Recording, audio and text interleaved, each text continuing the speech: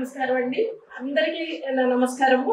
పెద్దలు వేదిక పైన కూర్చున్నటువంటి పెద్దలు వినాయక్ గారికి నా పాదాభివందనాలు. ఈ అవకాశం ఇచ్చినటువంటి విక్కీ కృష్ణ గారికి కూడా నా యొక్క నమస్సును తెలుపుతున్నాను.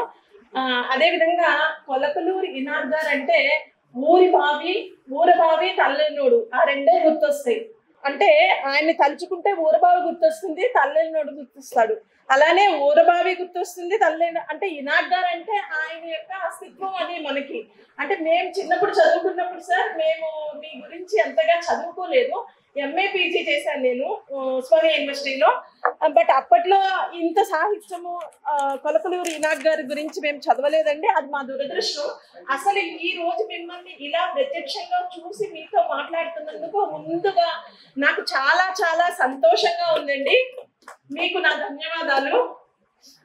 అయితే ఈ రోజు నేను వీరి నవలల గురించి చెప్తాను. వీరు నవలల్లో కథా వస్తువు ఏంటంటే ఎప్పుడు కూడా ఈయన దళితవాద కవి. ఈయన కవిత్వంలో అంతరాంతను సాంఘిక అణచివేత, రాజకీయ అణచివేత, మనుషులను పశువుల కన్నా హీనంగా చూడడం, సమాజ పరిస్థితులు, వర్ణాశ్రమ ధర్మాలు, మూర్ఖపు కట్టుబాట్లు, మూఢనమ్మకాలు, నిచ్చెన మెట్ల వంటి కుల వ్యవస్థను వీరు ఖండించారండి.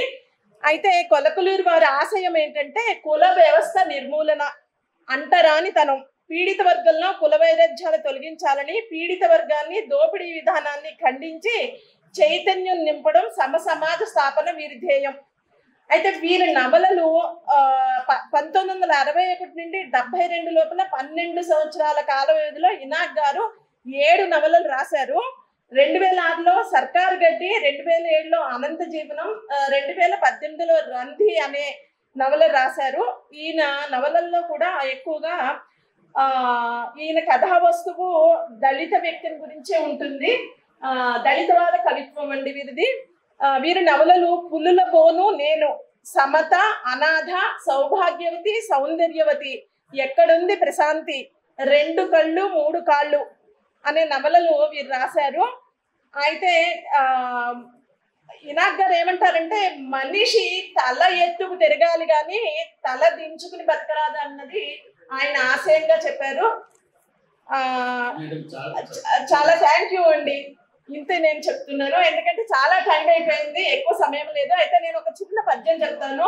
నీవే పలుకుల తల్లివి, నీవే పలుకుల తల్లివి, నీవే పలుకని నాడు, నీవే పలుకని నాడు, నిమిషము యుగమౌ, భావములోనైన పలుకు భావరమణి అంటూ ఆ సరస్వతీదేవి కృప వారి మీద ఖచ్చితంగా ఉంది కాబట్టి వారికి పద్మశ్రీ అవార్డు, కేంద్ర సాహిత్య అవార్డులు, ఎన్నో పురస్కారాలు వారు పొందారు.